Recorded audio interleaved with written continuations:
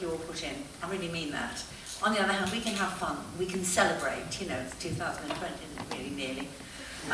You know, so, I mean, in a way, things change, but I do recognise, all of you, what you've achieved by doing that on many, many different levels. So, congratulations, really. Can't quite do the same as I did this morning, but it's weird actually to do something for the second time, you know. It's like the second performance, do you know what I mean? You have to find the energy from somewhere, don't you, really? It's very different from being spontaneous. So I wrote at the top of this on the train this morning. No, actually, in fact, 5 minutes ago. I put reality check, actually. So, in a way, I think I'm, in a way, light-hearted, but not about what I think needs in this industry. I was invited to set a course up in postgraduate at the Royal Academy of Music a long time ago. It's just celebrating its 25 years, and I decided I'd done it enough about 4 or 5 years ago. And that was my opportunity to put together what I'd learned about acting, singing, and movement, stroke, dance, and integrate them and try and see how they joined together, which has been a very interesting time for me. And that was also very influenced by the new findings we had about voice, and we'll call it roughly voice science. I mean, it's a bit of a posy name because it's not quite that, but equally there's research going on all the time as we speak. And so we understand more about other sounds.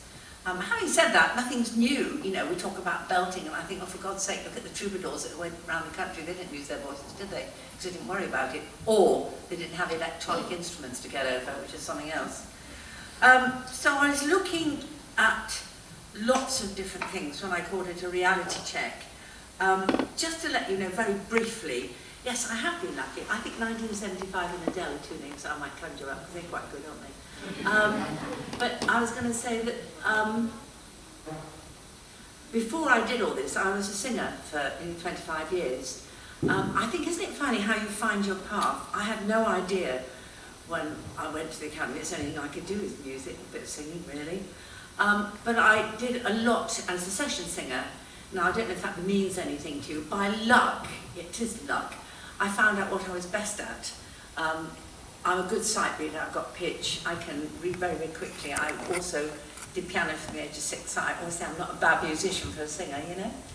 And the thing is, I sort of ended up in a world which was recordings, television, lots of television, radio, Friday night's music night nearly every week, but then you sight read something, put the music down, you don't even know what it is. But then something comes up in the West End of a certain era, and you think, you know, I've done that sometime, so it's all useful. What else we did? All the film sessions, recordings. It's the industry of music. If anybody has the skills to go into that, I loved it.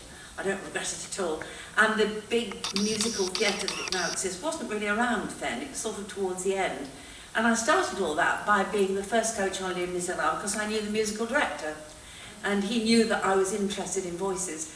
And all the sounds that you've grown up with and all the kind of things that have changed, believe you me, it's been an evolution of theatre over that 25-year period, oh more than that, 30 years now really, which obviously you're very young, that seems a long time, but really that's been an evolution.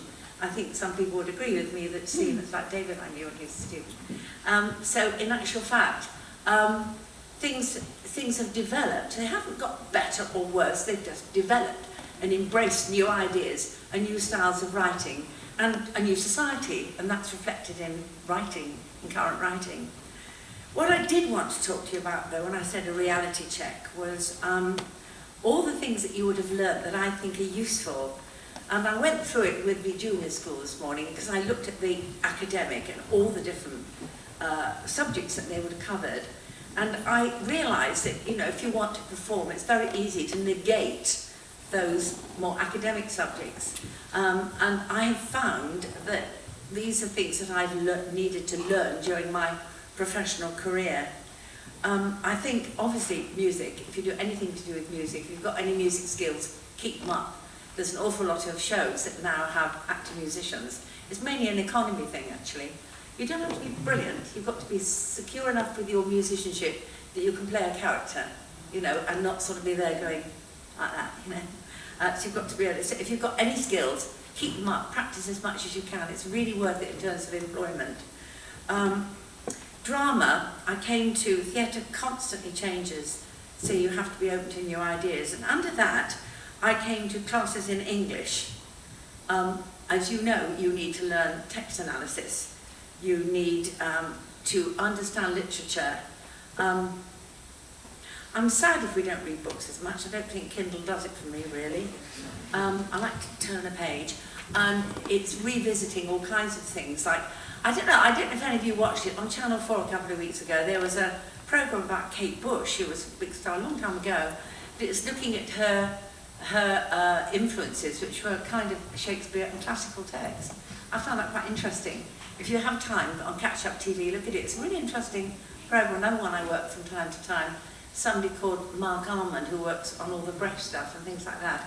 Some of you will know these names more than others. But I found that really interesting. One of my grandsons writes, so I give him, you know, Oasis and Nick Cage and all kinds of writers that are quite challenging, just to sort of make them think, you know, which I think's really interesting. I think it's really important to be open-minded. I think if I would say anything about myself that I quite like is I think I'm open-minded and I genuinely don't mind not knowing. I really don't mind. When I set the course up at the Academy, I filled it with colleagues who knew much more than me about their individual subjects. I'm not just being modest, that's perfectly true. And I learned from them. Together we actually were able to share our knowledge, and I love that. And I love that, you know, so I think generosity of spirit, not being scared to be open, is so important, don't you? You know, not feeling that it doesn't matter if you don't know. You know, it's nothing, I can't bear if people pretend that they do. It's not necessary. You know, I understand sometimes you feel self-protective, but it's okay to say, actually, I don't know. You know, I can pass it on to you. You have to have confidence. You know, I bet you look at all people like me that come here and think we look so confident. I wasn't, you know. It sort of grows, you know, with you. But I probably felt just as insecure as some of you. You know, I wouldn't show it, damn it, wouldn't show it. You know, but inside, if you're sensitive, which you usually are, I think performers have a skin missing, don't you? You know, we bruise, you know. Therefore, in a way, you have to have an inner confidence, and God knows where that comes from.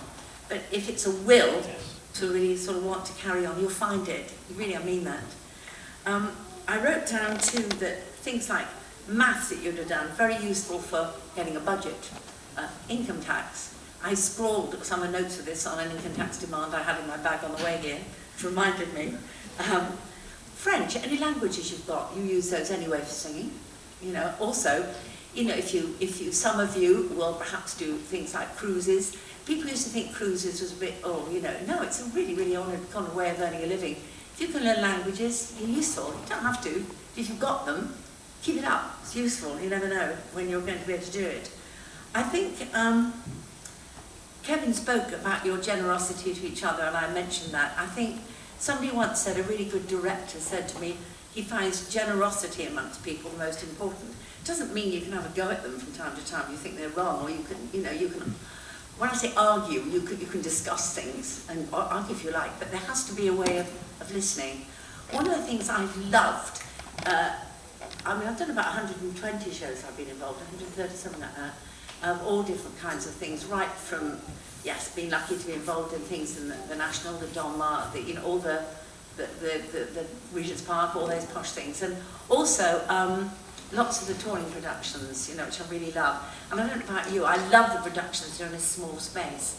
I worked with the original cast that did Cabaret, that they actually did with Alan and Jane, people like that, which was very interesting.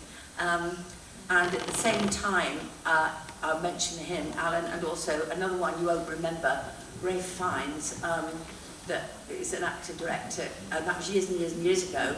And I was at the Festival Hall, I think, of National, I can't quite remember, watching something, and he came up and said, "Thank you, Mary." I said, "I haven't seen you for years." And he'd just been filming at the beginning of his career, and he said, "I was coming back to play Henry at the Almeida," which Alan was going to do as well, and he said, "I didn't know how I was going to get my theatre speaking voice back." And I got out your exercises, and out it came. So this connection between the speaking voice and the singing voice is really important. I'm trying to watch the time. Singing is really muscular. You know, I'm a mixture. I have fun and everything, but I'm absolutely authoritarian about how people practice. And do you know why that is? I was quite naturally talented. I hadn't had a clue how to practice. So I think I would have been better if I'd sort of kind of understood. Because I could sight read, got pitch, I could sight read something straight away. And I think quite a lot to do after. It sounds silly, doesn't it? Really, you know, I don't know what to do. So I take a lot of effort with people I teach, showing them how to practice. The pop work I do, and I do shout consonants in the O2, or Wembley, or wherever it is, same principle as theatre.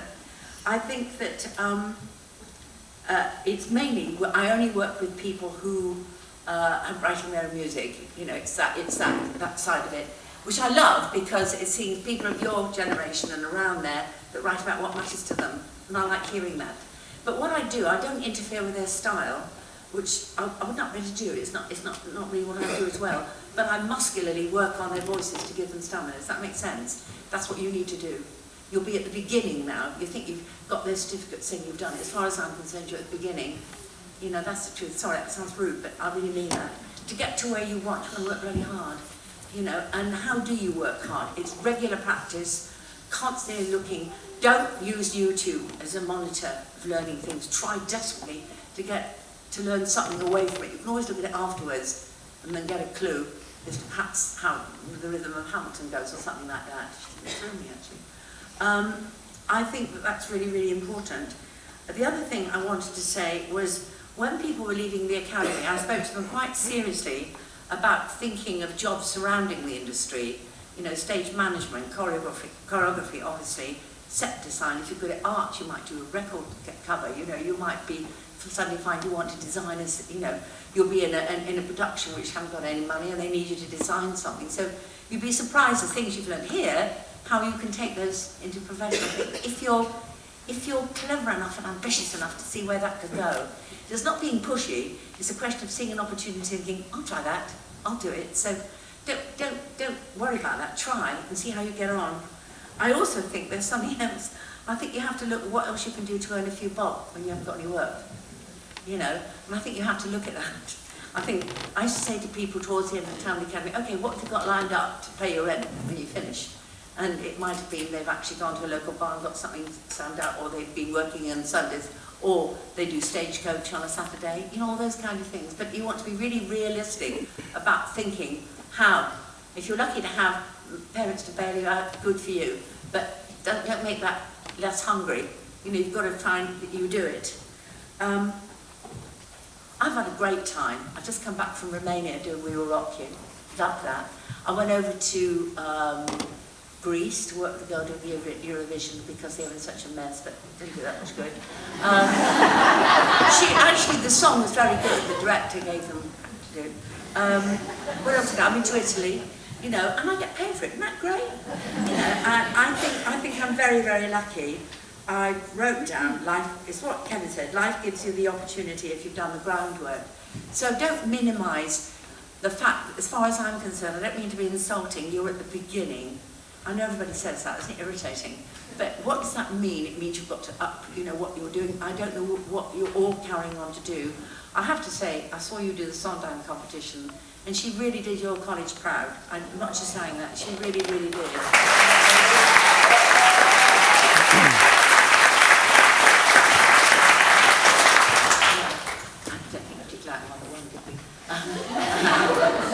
But I think that, sorry, that was an aside. So, all I want to finish with is, for what it's worth, I still love it. I love it. I think I've had a charmed existence. I'm married to an orchestral player. We've done Baroque, summer schools of music, we've done all kinds of things. And it's really because we come from backgrounds where we had to look after ourselves, you know, of our parents. And that's an enormous motivator to make sure that you pay the bills. Having said that, music doesn't feel like hard work, does it really? If you get the chance to do your job, you're very lucky. So, as I've said, honestly, I have a passion and love of it. And as long as it asks me to do things, I will continue. So I wish you every success, and I wish you a happy time. So good luck to you all.